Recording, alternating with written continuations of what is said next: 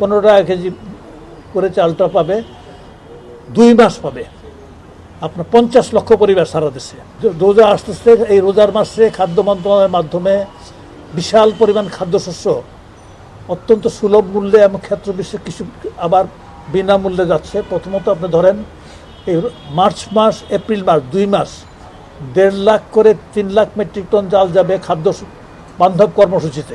মানুষের অসুবিধাগুলি দূর হয়ে যাচ্ছে এবং আমাদের মাননীয় প্রধান উপদেষ্টা চান গোটা দেশ ডিজিটাল ব্যবস্থা আসুক, ভূমি ব্যবস্থাপনাটা।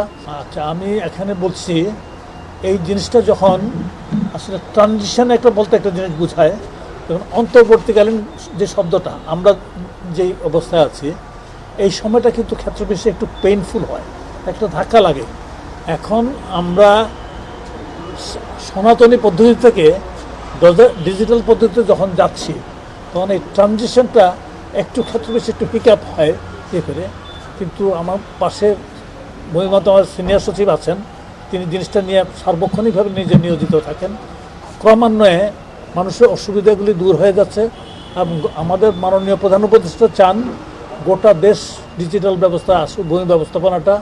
এবং আমরা এটা পরীক্ষা করে দেখেছি, আমি মন্ত্রণালয়ের দায়িত্ব নেওয়ার পরেও ভূমি সচিব তিনি আমাকে দেখিয়েছেন বর্তমানে ড্রোনের মাধ্যমে জরিপ কাজ চালানো হয়।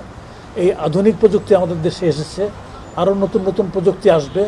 আমরা এইসব ব্যাপারে প্রশিক্ষিত জনবল বা প্রশিক্ষিত কোম্পানিগুলির সহায়তা পেতে শুরু করেছি, আমাদের লোকজনদেরকে প্রশিক্ষণ দিতে শুরু করছি।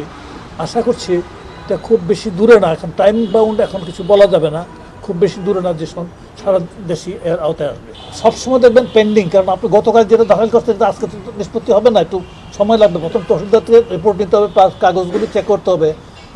অলওয়েজ দেখবেন প্রতিটা কোর্টের মধ্যে মামলা পেন্ডিং থাকে কেন? নতুন মামলা দায়ের হয়, সেই মামলাটা নিষ্পত্তি করতে সময় লাগে। এখানে অনেকগুলি জিনিস বলেছে, ভূমি মন্ত্রণালয় বলেছে, খাদ্য মন্ত্রণালয় বলেছে। আচ্ছা না, ভূমি বলছি, ব্যাপারটা হচ্ছে কি টোটাল টাইম হচ্ছে 2 মন্ত্রণালয় 45 মিনিট। এতে আসে ভূমিকা করে কিছু বক্তব্য দিতে হয় বা তাদের কথাও শুনতে হয় এবং তাদের সবগুলি বক্তব্য যেগুলি লিখিতভাবে দিয়েছে আমাদের কাছে, তারা লিখিতভাবে দিয়েছে, এগুলি মন্ত্রিপরিষদকে আমাদের কাছে পাঠিয়েছে। সবগুলি এখানে আলোচনা করার মতো আমাদের যথেষ্ট সময় ছিল না, এটা আপনারা বুঝতে পারতেছেন। এগুলি আমরা প্রতিটাই পরীক্ষা নিরীক্ষা করবো, যেটা বাস্তবায়ন করা, দ্রুত বাস্তবায়ন করা সম্ভব দ্রুত বাস্তবায়ন করব। যেটা বাস্তবায়ন করতে যেমন খাদ্য গুদাম নির্মাণ বা সাইলো নির্মাণের জন্য কোথাও কোনো দাবি আসছে, এগুলি কিন্তু তড়িৎ গতিতে রাতারাতি হবে না। একটা বাজেটের ব্যাপার আছে, প্ল্যান করার ব্যাপার আছে, এই ইয়েতে আছে, সেগুলি হয়তো মধ্যমেয়াদী হবে বা দীর্ঘমেয়াদী হবে, এগুলি হবে, সবগুলি হবে। রোজা আসতেছে, এই রোজার মাসে খাদ্য মন্ত্রণালয়ের মাধ্যমে বিশাল পরিমাণ খাদ্যশস্য অত্যন্ত সুলভ মূল্যে এবং ক্ষেত্র বিশেষে কিছু আবার বিনামূল্যে যাচ্ছে। প্রথমত আপনি ধরেন এই মার্চ মাস, এপ্রিল মাস, 2 মাস 1.5 লাখ করে 3 লাখ মেট্রিক টন চাল যাবে খাদ্য বান্ধব কর্মসূচিতে। এটা পাবে 15 টাকা কেজিতে পাবে প্রতি পরিবার, 30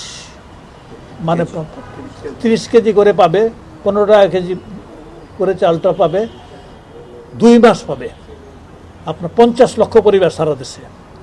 এই গেল 3 লাখ টন চাল যাবে এখানে। তারপরে আপনার টিসিবির মাধ্যমে যাবে তেমনভাবে প্রায় 50 লাখ টন করে 1 লাখ টন চাল যাবে। তারপরে আমাদের ভিজিএফ কর্মসূচি আছে, ওএমএস কর্মসূচি আছে, তার মাধ্যমে আরও 50 লাখ করে 1 লাখ টন চাল যাবে। তারপরে আপনার ঈদের সময়ে 1 কোটি লোক পাবে 10 কেজি করে চাল পাবে উপহার হিসেবে ফ্রি, এটা ভিজিএফ এরিয়াতে। তারপরে আবার ফুড ফরওয়ার্ড সব বিভিন্ন করবে, সবই তো মার্কেটে ফুডকে ইনজেক্ট করবে। আচ্ছা, প্রায় 7 লাখ টনের মতো চাল এই সময়টাতে যাবে, মার্চ এবং এপ্রিলের মধ্যে যাবে, রোজা, ঈদ ইত্যাদি কেন্দ্র করে। এবং এটা যাতে যথাযথভাবে বিলি হয়, যথাযথভাবে বিলির কার্যক্রমটা তো বিভিন্ন কর্তৃপক্ষ করবে, ফুড ডিপার্টমেন্টও আছে, টিসিবি আছে, এই কার্যক্রমটা তদারকির দায়িত্বটা ডিসিদের।